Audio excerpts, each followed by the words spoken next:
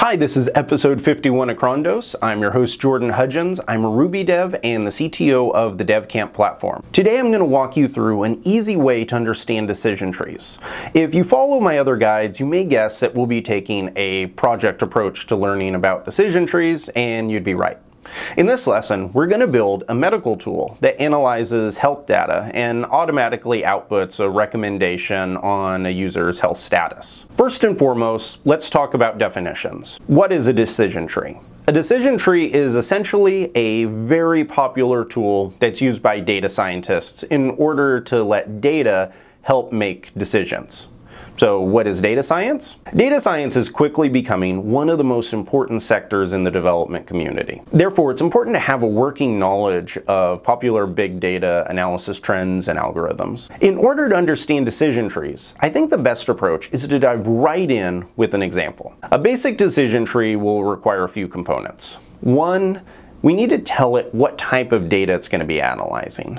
Two, we're going to provide it with training data so it can learn different trends. Three, we need to give it new data that it can use to generate recommendations. Don't worry if this seems a little bit fuzzy. The example we're going to walk through should give some clarification. As usual, I'll walk through this example using the Ruby programming language. During this example, I'm also going to be using the decision tree Ruby gem to process the data. In order to satisfy the decision tree's first requirement, we're going to supply some training data.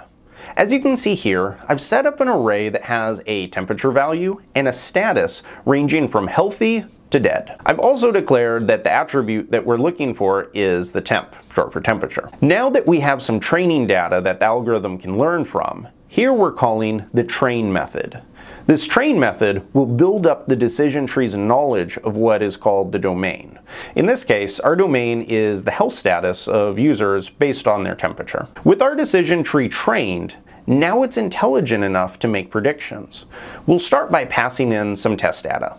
Let's begin with an easy one that should match. When we pass in the temperature value of 98.7, the decision tree properly outputs a value of healthy. That was an easy one since 98.7 was already listed in our training data. A decision tree wouldn't be very helpful if it only gave accurate matches when the test data was a perfect match for the training information. Now let's pass in a temperature of 105.5. After running the program, you can see that the decision tree analyzes all of the data and predicts that the user is dead. This result means that the tree is working properly with the knowledge that it's been given. Lastly, a decision tree wouldn't be too useful if it didn't continually expand its knowledge base. Here I've added a value of 106.5 with a status of crazy sick. After building the tree again and running the program, you'll see that the system has changed its prediction and is now recommending that the user is crazy sick instead of dead, which means that it's working properly. So that was a dead, simple explanation of a decision tree. Let's discuss a more complex example that I built last year in a real-world application. I was working with an energy services company that had around 1,000 trucks in their fleet.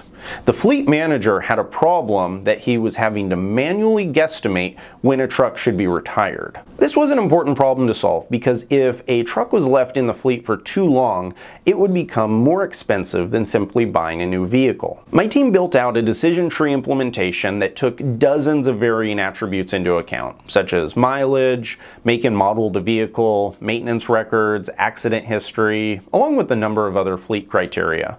The implementation of the decision tree gave the fleet manager everything he needed to help make decisions on his trucks.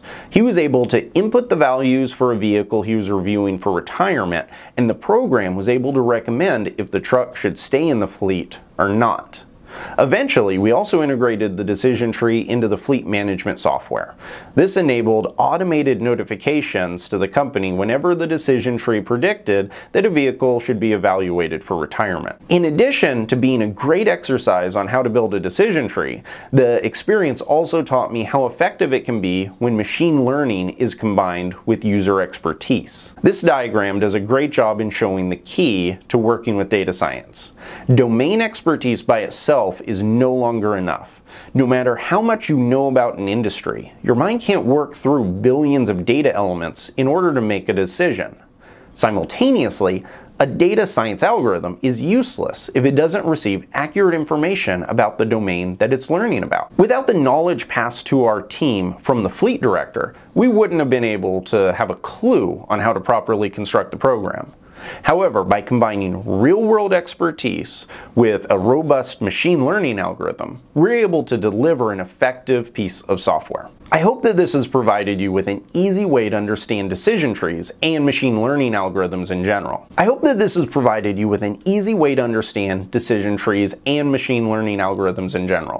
I've also included a link to the decision tree program we walked through today in the show notes so that you can download it and play with it yourself.